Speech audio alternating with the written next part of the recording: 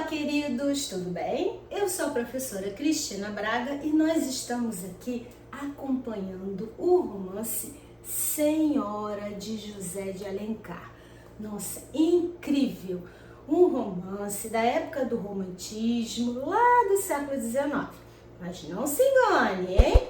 Já temos aqui no canal um vídeo falando sobre as informações gerais.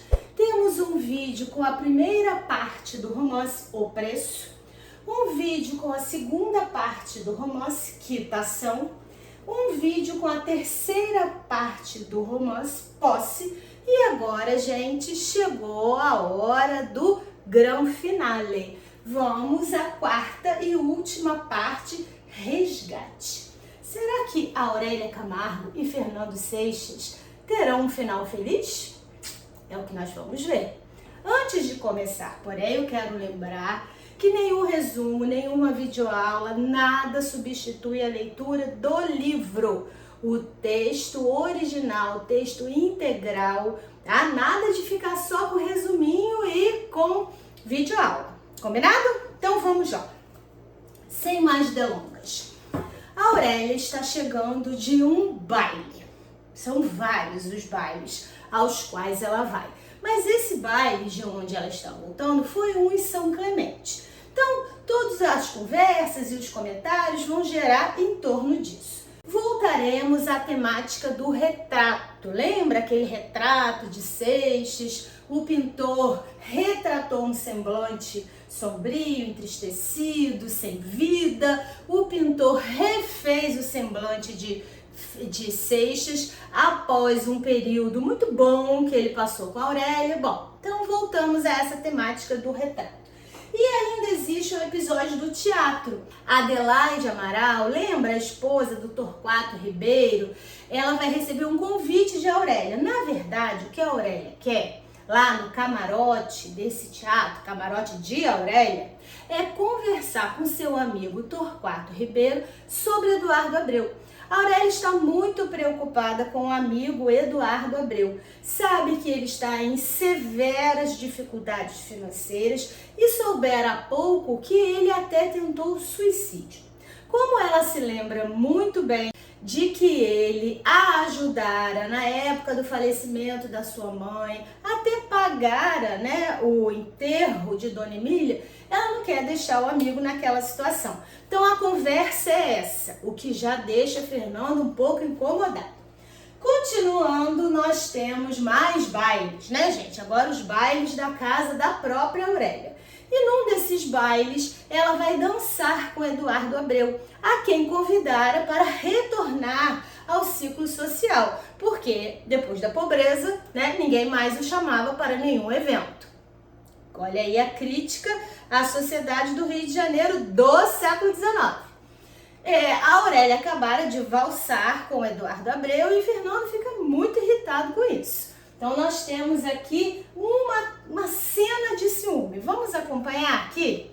Ó, tá lá na página 177 e diz assim: Fernando, entre dentes, após observar Aurélia e Eduardo Abreu, ama-o, murmurou. Depois não viu mais nada. O par desaparecera da sala e ele submergira-se em sua alma. Só deu acordo de si quando a voz da mulher despertou-o surpreso. Há que tempo procuro, disse Aurélia, sentando-se ao seu lado e olhando-o inquieta. Está incomodado? Não, senhora. Tive há pouco o prazer de vê-la dançar com o Abreu. Olha a ironia, Está incomodado? Não. Acabei de ver a minha esposa dançando com alguém que já pedira sua mão em casamento, mas eu não estou incomodado. A Aurélia lançou um olhar rápido e penetrante ao marido. É verdade, dancei com ele. É um de meus pares habituais, tornou com volubilidade. E o senhor, por que não dançou também? Porque a senhora não me ordenou. É esta a razão? Pois vou dar-lhe um par. Quer oferecer-me seu braço? Replicou Aurélia sorrindo. Seria ridículo oferecer-lhe o que lhe pertence. A senhora manda e é obedecida. A Aurélia tomou o braço do marido e afastou-se lentamente ao longo da alameda. Por que me chama senhora? Perguntou ela, fazendo soar o ó com voz cheia. Defeito de pronúncia. Mas as outras diz senhora. Tenho notado, ainda esta noite. Esta é, creio eu, a verdadeira pronúncia da palavra, mas nós, os brasileiros, para distinguir da forma cortês a relação de império e domínio, usamos da variante que soa mais forte e com certa vibração metálica. O súdito diz a soberana, como o servo a sua dona, senhora. Eu talvez não reflita e confunda. Quer isso dizer que o senhor considera-se meu escravo? Perguntou Aurélia, fitando Seixas. Eles conversam mais um pouquinho e temos a seguinte fala. Quer saber minha opinião? Isto que o senhor chama escravidão não passa da violência que o forte exerce sobre o fraco. E nesse ponto, todos somos mais ou menos escravos da lei, da opinião, das conveniências, dos prejuízos, uns de sua pobreza e outros de sua riqueza. Escravos verdadeiros. Só conheço o tirano que os faz, é o amor. E este não foi a mim que o cativou. Aqui, gente, nós temos um trecho muito significativo, mostra essa relação ácida entre os dois, repleta de ironia, repleta de frases com duplos sentidos. Estão os dois ali com um sentimento um pelo outro, mas que não querem admitir. Então, o Fernando fica muito indignado porque a Aurélia dançou com Eduardo Abreu. Nós temos mais um baile. E esse baile vamos ter algumas valsas, que não era o habitual, tá, gente? Porque a valsa é uma dança em que existe mais volúpia, existe mais contato entre os dois que estão ali formando o par, um contato físico que já vai gerar quase que um apelo sensual. E é a primeira vez que a Aurélia e Fernando vão se aproximar daquele jeito, porque eles mal se falam, né? Dormem em quartos separados, vocês sabem de tudo isso. Então essa valsa, gente, é um trecho que você precisa ler. Um vai pegar a mão do outro, um vai sentir o hálito do outro, um vai sentir a emoção que o outro está sentindo. Então essa valsa é realmente um episódio marcante nessa parte do livro. Essa valsa, ela vai deixar a Aurélia tão desnorteada, porque na verdade, gente, ela tá ali dançando perto, próxima, muito próxima do homem que ela ama, a quem ela entregara o coração lá na primeira parte, quando era pobre de maré descia. Ela vai desmaiar, gente.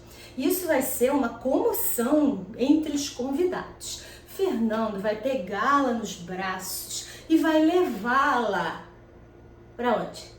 Pro quarto? Não pode, né? Porque eles estão em quartos separados. Mas existe uma divisória, ninguém sabe. Então o Fernando vai levá-la ao toucador, que é pertinho, assim, na entradinha do quarto dela. Nunca houvera tanta proximidade, intimidade. E aí também é uma cena que vale a pena você ler. Os dois começam a conversar. Por alguns instantes nós pensamos até que eles vão se declarar, né? Que nós teremos ali uma cena de amor. Contudo, quando a Aurélia recobra o juízo, ela se lembra de dizer a Fernando com todas as letras que ela o comprara, que ele era escravo dela e que era seu marido obedecendo às suas ordens. Bom, Dona Firmina vai ver como ela está, ela volta à sala, valsam novamente, e aí ela já tomou, né, pé de si, já está ali blindada, não deixa mais que a proximidade com o Fernando a desestabilize emocionalmente. Porém, nessa história de dançar, desmaiar, levar nos braços, existe uma cena, um episódio de a ponta da asa de um ósculo. Jesus, o que é isso? Calma, que não é nada demais. É um quase beijo. A face de Aurélia se aproxima da face de Fernando, os lábios tocam levemente e existe quase um beijo. E isso, gente, é o ápice que nós temos até agora de intimidade entre esse casal. Afinal de contas, eles já se casaram há meses, né? E nada ocorreu. Depois dessa cena, existe uma reflexão, né, de Aurélia. Ela pensa: Fernando me ama. Tu me amas. Ela diz isso literalmente. E fica pensando em todos os momentos de atenção, de dedicação que ele teve com ela. Será que foi só pelo dinheiro? Será que ele está realmente sentindo alguma coisa por ela? Ela começa a refletir, ele já mudou de atitude, ele já não é mais aquele homem frívolo, aquele homem superficial, aquele homem que só vivia de aparências na alta sociedade do Rio de Janeiro do século XIX. Nós temos um trechinho bem interessante nessa cena do Tu me amas. Tu me amas, página 194. Exclamou cheia de júbilo. Negues embora, eu o conheço, eu vejo em ti e sinto em mim. Um homem de fina educação, como és, só insulta a mulher quando a ama com paixão. Tu me insultaste porque o meu amor era mais forte que tu, porque aniquilava a tua natureza e fez do cavalheiro que és um déspota feroz. Não te desculpes, não foste tu, foi o ciúme, que é um sentimento grosseiro e brutal. Eu bem o conheço, tu me amas, ainda podemos ser felizes. Então, havemos de viver o dobro para descontar esses dias que desvivemos. A gentil senhora apoiou-se na moldura do quadro e outra vez ficou pensativa. Então, ela está pensando isso tudo olhando para o quadro, né? O retrato dele que a gente já conhece. Bom, depois disso tudo, Fernando já muito indignado por causa daquela cena. Durante a valsa, ele até achou que fosse acontecer uma mudança no relacionamento deles, né? Que eles iriam realmente viver um amor. Mas quando Aurélio o humilhou, lembrando que ele foi comprado, que ele é um escravo, que ele pertence a ela, uma posse dela, ele ficou muito indignado, muito humilhado, muito revoltado. Acontece um fato bem importante em seguida. Ele vai receber uma notícia de um antigo colega de trabalho. 3 anos antes, muito antes dessa história toda de Aurélia, ele havia feito um negócio e esquecera esse negócio. Era uma aplicação em minas de cobre de São Paulo. E o amigo vai avisar que a cautela saíra. Então ele tem direito a receber esse privilégio.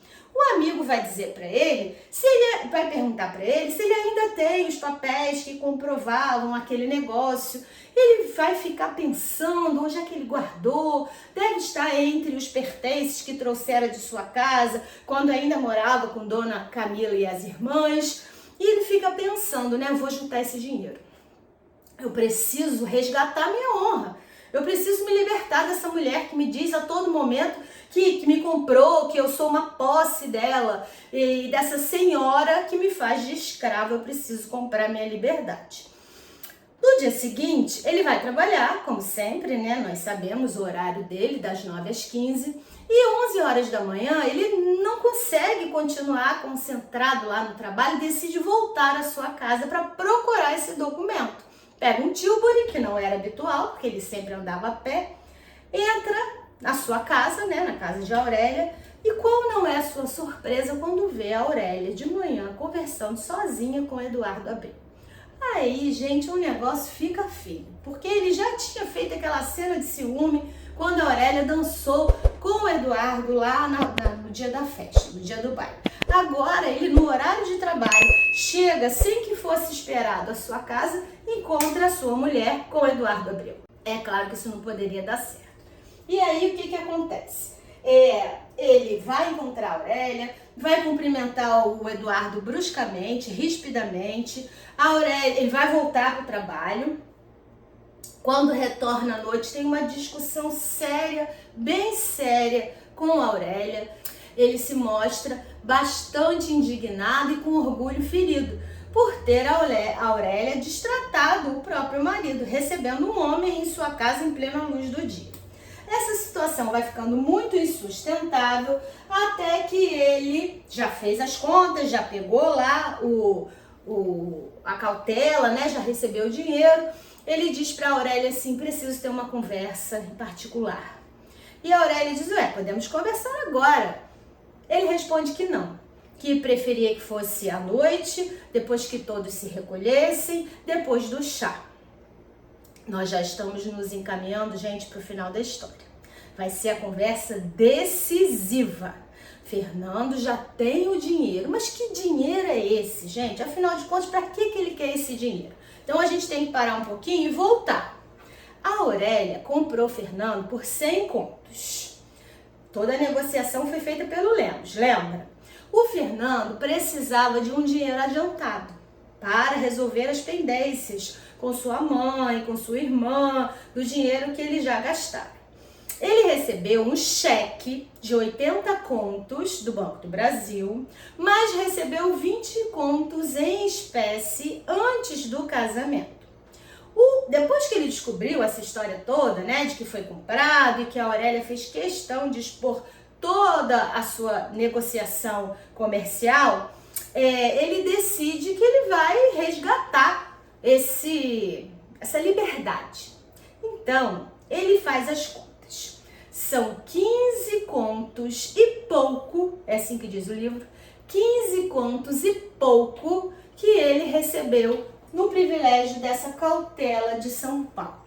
Juntando o seu ordenado, esses meses todos, né, 11 meses de casamento, ele não gastou um centavo do seu ordenado, né? Apenas com aquelas necessidades mínimas, que era comprar um pente, uma escova, vocês lembram isso? Ele juntou 6 contos. Ele pegou o cheque de 80 contos, que estava lá intacto, fez as suas contas e tomou a seguinte decisão: vou devolver o dinheiro para a Aurélia. E é esse o motivo da conversa. Naquela noite, às 22 horas, acontece uma conferência particular, né, entre a Aurélia e Fernando. E a Aurélia coloca aquele mesmo vestido verde que ela usara na noite de núpcias, que afinal não aconteceu. Fernando vai e diz para ela: olha, eu estou aqui. E ela já responde: nós vamos tratar de um negócio. Ele responde que sim, vamos tratar de um negócio. Então ele explica: está aqui o cheque de 80 contos que você me deu, intacto, estou devolvendo. Os 15 contos e pouco que eu recebi, vou logo explicando como foi, não é nada ilícito. Os 6 contos que eu consegui com o meu ordenado e alguns pertences que eu vendi, você me comprou por 100 contos e eu estou calculando os juros. Foram 330 dias que nós vivemos juntos. Então eu tenho a quantia de o cheque de 80 contos e 21 contos e pouco, o livro mostra direitinho, estou devolvendo a você. A Aurélia senta, olha o cheque, pega o maço de notas, conta calmamente, nota por nota, ainda pergunta para ele: quer que lhe passe um recibo? Fernando diz: não é necessário. Então, a partir de agora, nós estamos quites. Eu não lhe devo mais nada, a senhora não me deve mais nada e o nosso compromisso está desfeito. Se está preocupada com a aparência social, nós podemos inventar uma viagem para a Europa, uma recomendação médica, qualquer coisa. Daqui a pouco a sociedade já esqueceu que o nosso casamento foi desfeito. E a Aurélia diz: não vou inventar nada, porque na minha vida não há mentiras. Nós vamos sustentar o que tiver acontecido. Fernando ainda diz assim: só quero esclarecer uma coisa. E aí ele vai contar, ele vai usar o seu argumento. Ele vai dizer por que ele aceitou uma noiva por dinheiro, que naquela época ele era um homem de frivolidades, que só pensava em aparência social, que considerava a ascensão social a coisa mais importante para o papel masculino dentro da sociedade do Rio de Janeiro, daquela época, ele vai usar todos os argumentos e vai dizer para Aurélia: eu sei que isso não justifica, mas eu precisava do dinheiro, eu estava numa situação complicada, devendo dinheiro à minha mãe, à minha irmã, então eu aceitei por causa disso. Se fosse hoje, não faria isso. Encararia a pobreza com dignidade, trabalharia, falaria a verdade, ele usa todos os argumentos. A Aurélia, em contrapartida, vai se justificar também, vai dizer assim: já que estamos esclarecendo assuntos pendentes, quero explicar ao senhor, não que eu deva, mas quero explicar porque Eduardo Abreu estava aqui em casa. E aí ele fala: isso não é necessário, não me interessa. Ela: não, eu vou explicar.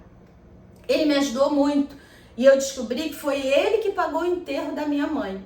Ele está numa situação financeira muito precária, já tentou suicídio, é um amigo de quem eu gosto e eu estava apenas ajudando um amigo. Numa época em que eu era pobre, não recebi ajuda de ninguém. Muito pelo contrário, fui abandonada, traída. E ele me estendeu a mão. Então eu estava apenas retribuindo. Muito bem. E os dois falam: não temos mais nada a falar, não temos mais nada a dizer, nossa separação está consumada. Fernando se despede, já está saindo. Gente, vocês acham que o livro acaba assim, né? Com a separação, o divórcio dos dois. Na hora que Fernando diz: está tudo acabado entre nós, já estou indo, e vira as costas, atenção, vamos lá, é a última página do livro. Um instante, disse Aurélia. Chamou-me? O passado está extinto. Estes 11 meses não fomos nós que os vivemos, mas aqueles que se acabaram de separar e para sempre. Não sou mais sua mulher e o senhor já não é meu marido. Somos dois estranhos, não é verdade? Seixas confirmou com a cabeça. Pois bem, agora ajoelho-me eu a teus pés, Fernando, e suplico-te que aceites meu amor, este amor que nunca deixou de ser teu, ainda quando mais cruelmente ofendia-te. Aquela que te humilhou, aqui a tens abatida no mesmo lugar onde ultrajou-te nas iras de sua paixão. Aqui a tens implorando seu perdão e feliz porque te adora como o Senhor de sua alma. Gente, quem que esperava isso? A Aurélia se joga aos pés dele e diz: você é o amor da minha vida, eu amo você desde aquela época, por favor, receba o meu amor, vamos viver esse novo relacionamento. Aquilo que nós vivemos durante esses 11 meses, vamos esquecer. E aí, gente, acontece um beijo entre os dois. Você já está achando que vai acontecer um final feliz. Até que Fernando diz assim: não, Aurélia, tua riqueza separou-nos para sempre. Fernando, indignado, ultrajado, não quer. A sua riqueza atrapalhou o nosso relacionamento. Não, mas não era tudo que ele queria antes? Pois é. Não, Aurélia, tua riqueza separou-nos para sempre. A moça desprendeu-se dos braços do marido, correu ao toucador e trouxe um papel lacrado que entregou a Seixas. O que é isto, Aurélia? Meu testamento. Ela despedaçou o lacre e deu a ler a Seixas o papel. Era efetivamente um testamento em que ela confessava o imenso amor que tinha ao marido e o instituía seu herdeiro universal. Eu o escrevi logo depois do nosso casamento. Pensei que morresse naquela noite, disse Aurélia com gesto sublime. Seixas contemplava com olhos rasos de lágrimas. Esta riqueza causa-te horror? Pois faz-me viver, meu Fernando. É o meio de a repelires. Se não for bastante, eu a dissiparei. Última frase. As cortinas cerraram-se e as auras da noite, acariciando o seio das flores, cantavam o hino misterioso do santo amor conjugal. Ai, gente, que lindo! Final feliz. Será? Fernando aceitou ficar com a Aurélia depois de saber que ele era seu herdeiro universal. É um final feliz? Pode pensar, né? Por isso que vale a pena a leitura. É um romance romântico, sim, gente, mas com muitos traços de crítica, de sarcasmo, de ironia, apresentando um estilo que vem em seguida chamado realismo. Imperdível! Leia Senhora José de Alencar. Espero que você tenha gostado. Um beijo e até o próximo!